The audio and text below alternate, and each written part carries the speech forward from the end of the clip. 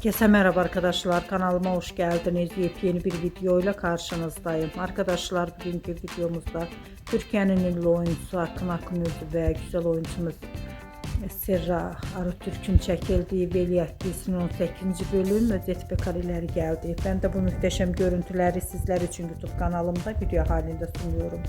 Umarım beğenirsiniz. Arkadaşlar, videomu beğendiyseniz kanalımı izlemeyi ve bildirim butonuna basmayı unutmayın. Şimdilik benden bu kadar olsun. Yeni videomuzda görüşmek üzere. Hoşça kalın.